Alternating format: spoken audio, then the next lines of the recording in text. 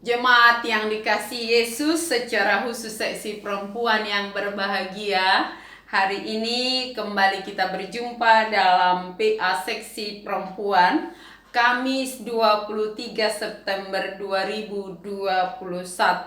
Untuk itu kita persiapkan hati dan pikiran kita memuji Tuhan dan mau bersekutu dengan Tuhan. Mari dimahita sian buku de nomor 170 ayat sada.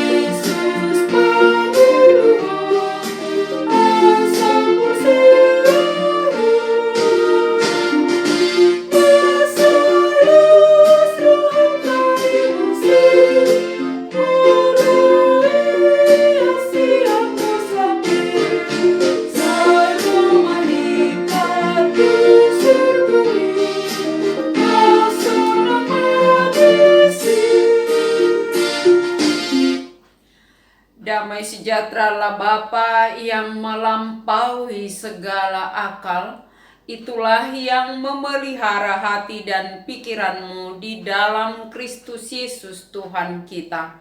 Amin. Firman Tuhan yang menjadi renungan kita dalam PA seksi perempuan hari ini diambil dari surat Petrus, 1 Petrus 4 ayat 7 sampai 10. Demikian firman Tuhan. Kesudahan segala sesuatu sudah dekat. Karena itu, kuasailah dirimu dan jadilah tenang supaya kamu dapat berdoa. Tetapi yang terutama, kasihilah sungguh-sungguh seorang akan yang lain, sebab kasih menutupi banyak sekali dosa. Berilah tumpangan seorang akan yang lain dengan tidak bersungut-sungut. Layanilah seorang akan yang lain sesuai dengan karunia yang telah diperoleh tiap-tiap orang sebagai pengurus yang baik dari kasih karunia Allah. Demikian firman Tuhan. Shalom buat kita semua. Saudara-saudari jemaat yang dikasihi Yesus, khususnya teman-temanku seksi perempuan yang berbahagia, yang mendengar firman Tuhan hari ini. Kita tahu bahwa segala sesuatu ada waktunya. Kita pengkhotbah mencatat bahwa ada waktu lahir, ada waktu untuk mati. Ada waktu tertawa, ada waktu untuk menangis. Ada waktu susah, tapi pasti ada waktu senang. Ada waktu berjumpa, tapi pasti ada waktu untuk berpisah. Hari ini firman Tuhan mengatakan bahwa kesudahan segala sesuatu sudah dekat. Ada yang memahami kata kesudahan segala sesuatu sudah dekat dengan akhir zaman sudah dekat. Terutama di saat orang Kristen menerima surat Petrus ini, ketika mereka sedang menghadapi pergumulan, penganiayaan, penderitaan karena iman mereka kepada Kristus. Ketika Petrus mengatakan kesudahan segala sesuatu sudah dekat, mereka menunggu bahwa Kristus akan datang kembali mengakhiri segala sesuatu, dan mereka yang percaya akan masuk dalam hidup yang kekal, masuk dalam proses keabadian. Sebagai orang yang percaya, sebagai orang yang sudah masuk dalam persekutuan di dalam nama Yesus, pengikut Yesus yang sudah ditebus dengan darahnya, yang sudah disatukan dengan kuasa Roh Kudusnya, maka orang-orang Kristen memahami bahwa mereka telah menjadi satu keluarga, keluarga Allah. Hidup sebagai keluarga Allah. Bagaimana hidup sebagai keluarga Allah? Mendengar bahwa kesudahan segala sesuatu sudah dekat. Saudara-saudaraku, ini tidak sekedar bicara akhir zaman. Sebab lebih dari 2000 tahun yang lalu ini sudah disampaikan oleh Petrus. Dan banyak juga tema yang berbicara tentang segala sesuatu akan berakhir. Di Wahyu juga, peganglah apa yang ada padamu, aku akan datang dengan segera, kata Allah melalui Rasul Yohanes. Dan ada juga kata-kata bahwa kesudahan segala sesuatu itu dekat. Ini mau mengatakan bahwa akhir perjalanan kita, saya katakan tadi, dicatat oleh pengkhotbah, segala sesuatu ada waktunya. Paling tidak dalam waktu dekat. Kita boleh memahami bahwa perjumpaan ada, maka perpisahan juga ada. Contoh kecil, ini mungkin pelayanan yang terakhir yang akan kami lakukan untuk seksi perempuan di gereja HKBP Manyar sebagai pendeta HKBP Manyar. Tetapi kita berharap sebagai satu keluarga di dalam Kristus, ada perjumpaan di dalam kasih. Tapi biar bagaimana itu pun ada batasnya. Maka kalau dikatakan kesudahan segala sesuatu sudah dekat, ini mau mengingatkan kita paling tidak bahwa setiap orang akan menghadapi kematian. Buku Ende kita mengatakan nasa jolma ikon mate. Hari kematian itu pasti tiba cepat atau lambat. Waktu kita sebentar. Waktu kita, bahkan Alkitab mencatat seperti rumput yang mekar di pagi hari, sore hari sudah layu.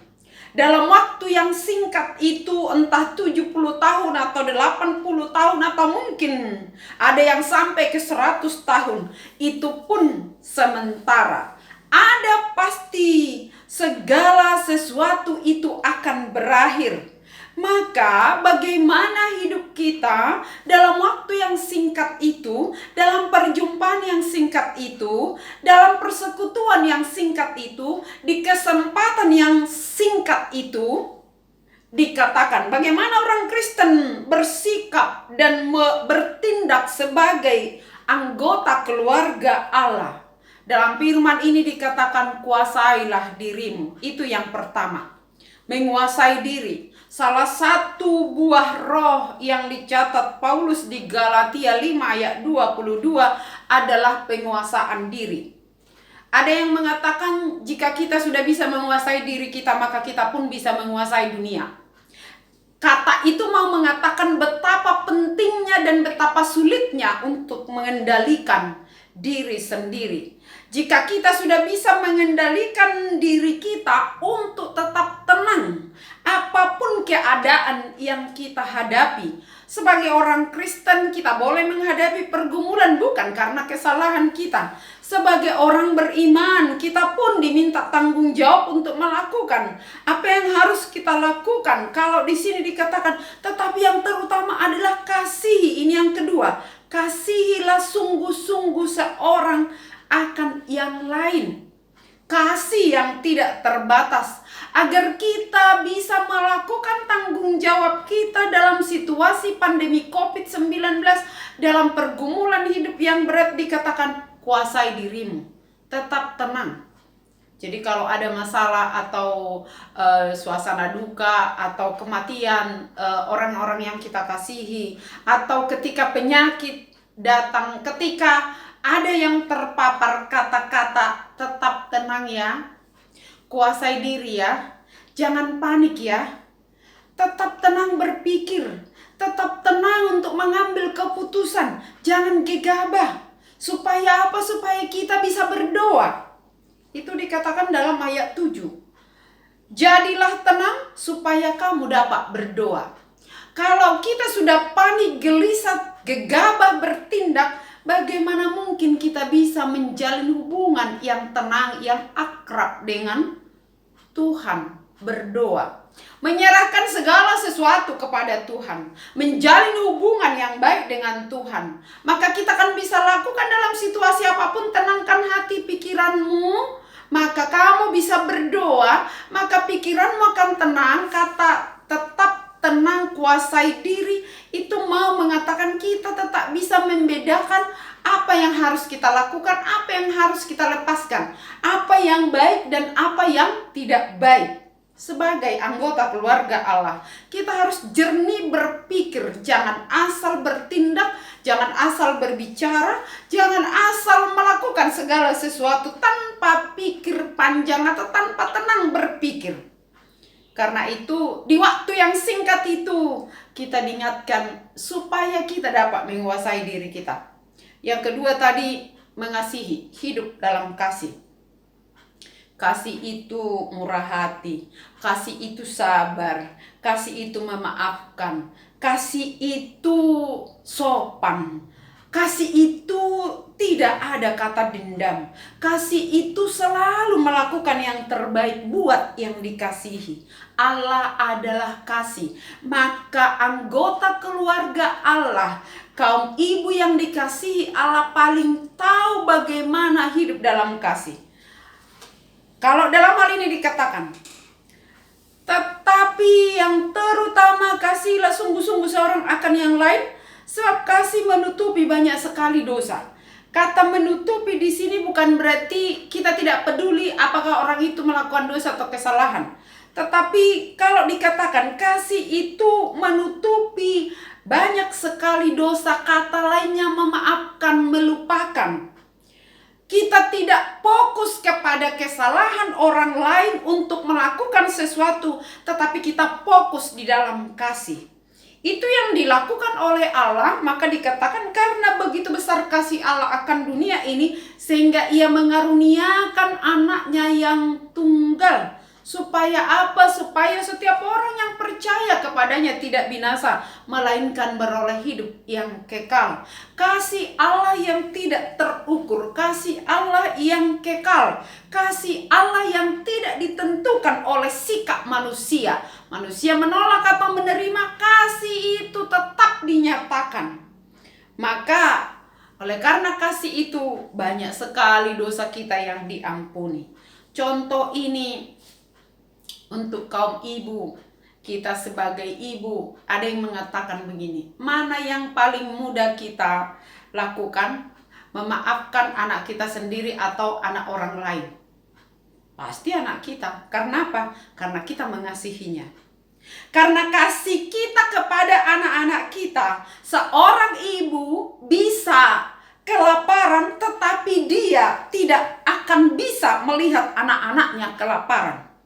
Seorang ibu karena kasihnya bisa merasakan rasa sakit, tetapi dia tidak bisa melihat anaknya menderita.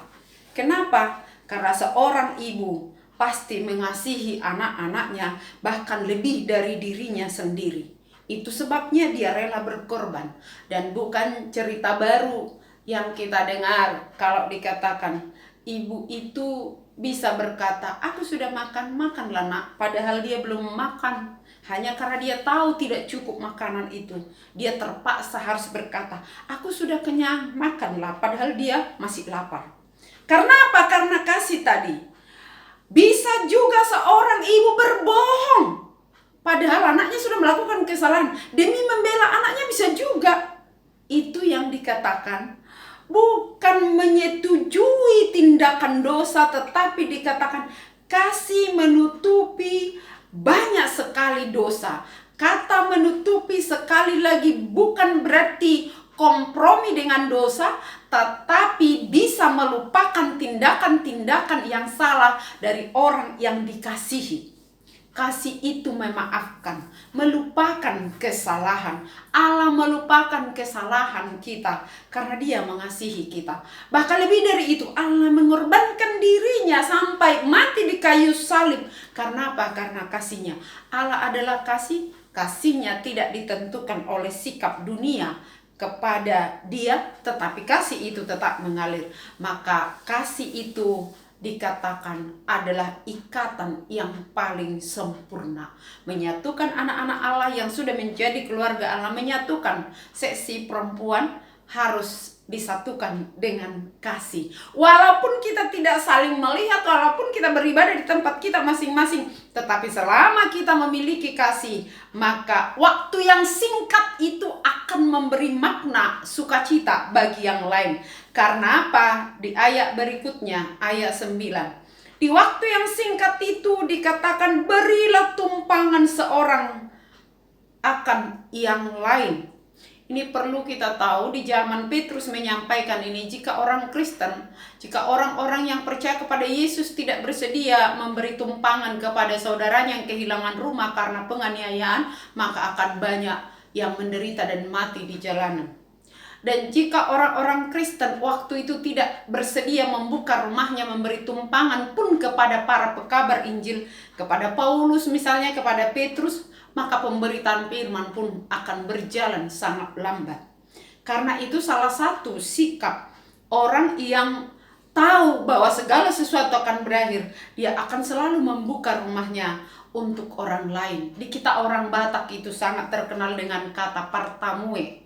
Paramak nasobalumon, tikarnya tidak pernah terbulu, mau membuktikan selalu siap menerima tamu. Partataring nasoramito, itu mau mengatakan bahwa orang Batak selalu siap untuk memasak untuk tamu. Artinya selalu ada hati yang terbuka, rumah yang terbuka untuk memberi tumpangan tanpa bersungut-sungut. Kalau kita bersungut-sungut, maka sia-sialah apa yang kita lakukan.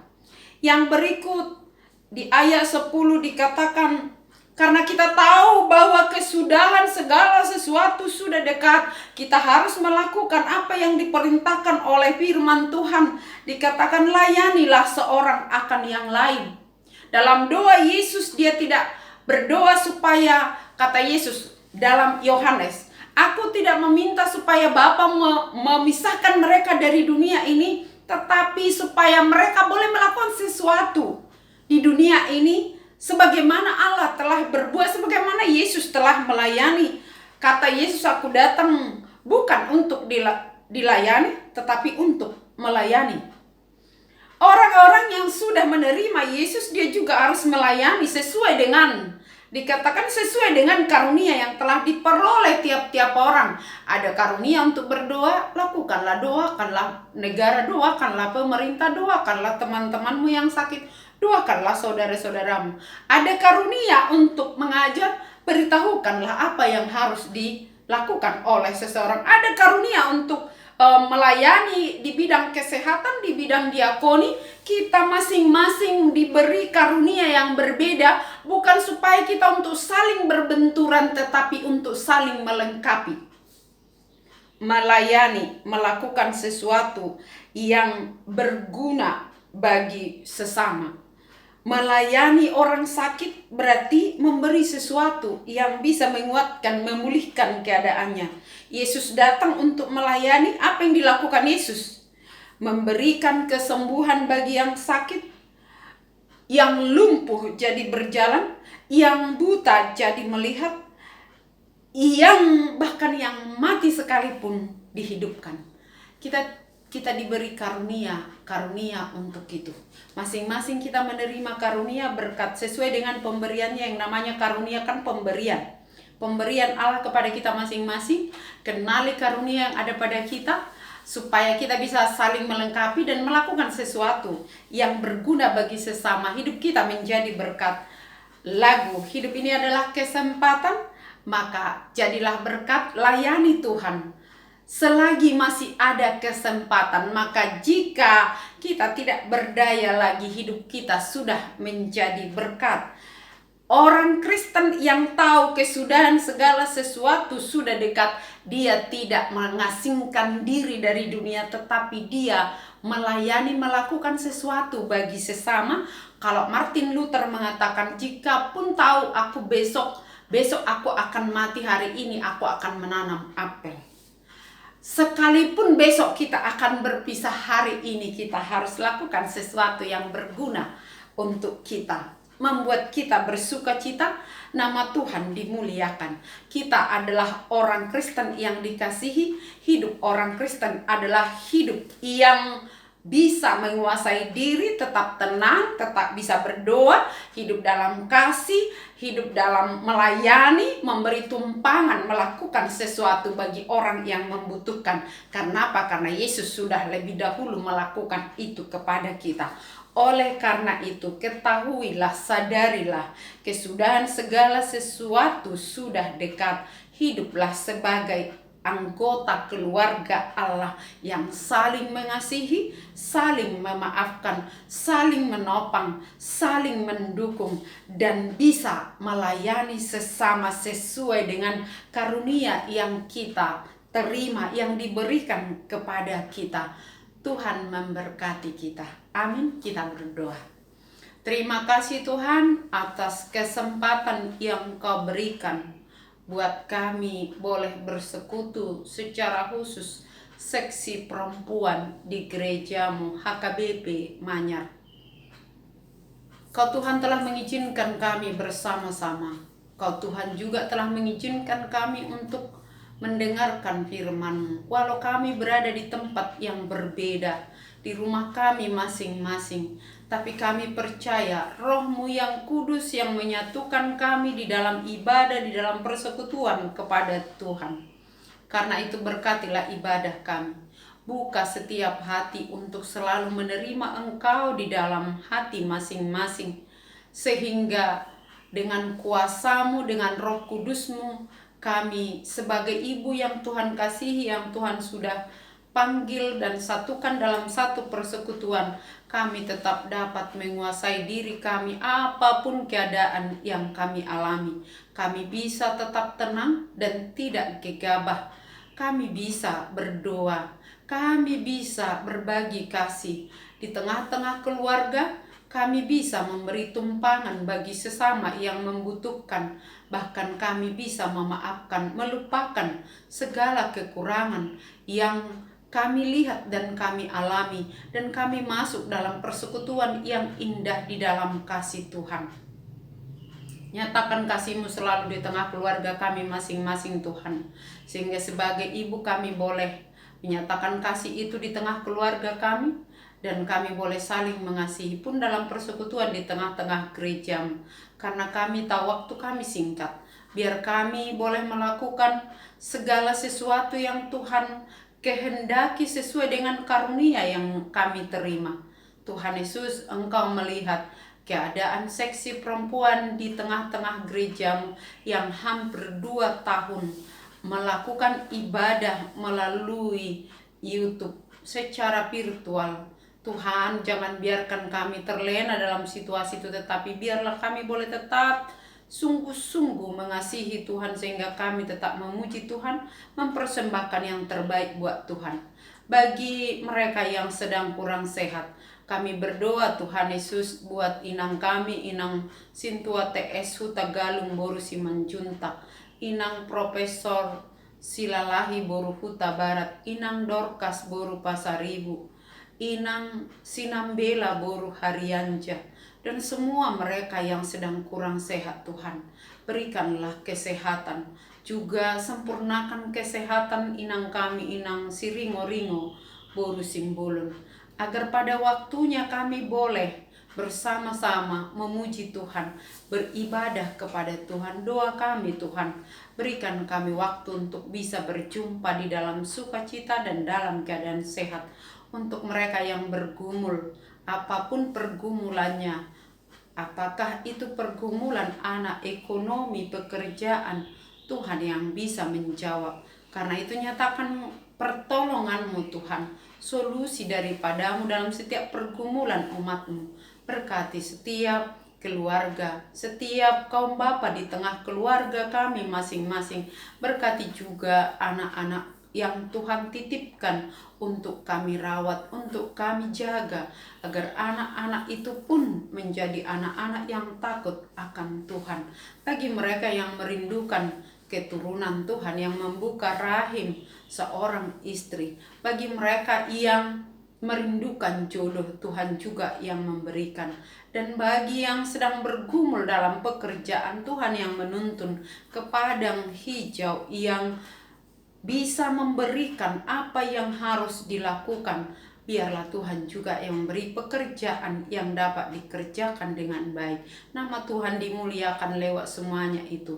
Bahkan kami berdoa buat gerejamu HKBP, buat negara, buat pemerintah kami. Kasih Tuhan Kau nyatakan, biarlah semuanya boleh melayani satu sama lain sesuai dengan kasih-Mu, saling menopang dan saling mendukung.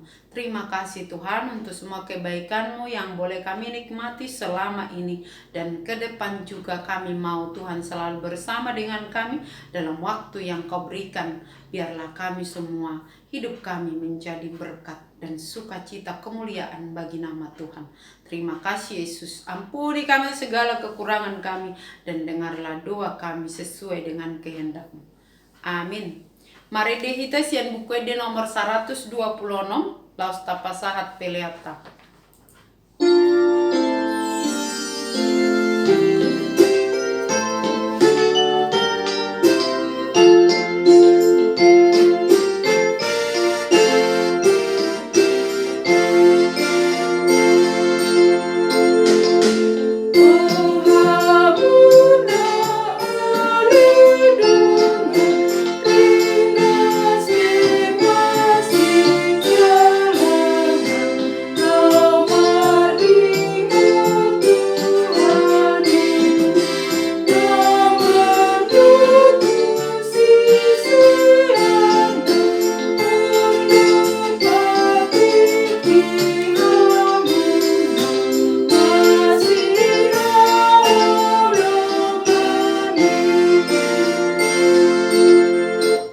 Kita sama-sama berdoa dalam doa Bapa kami.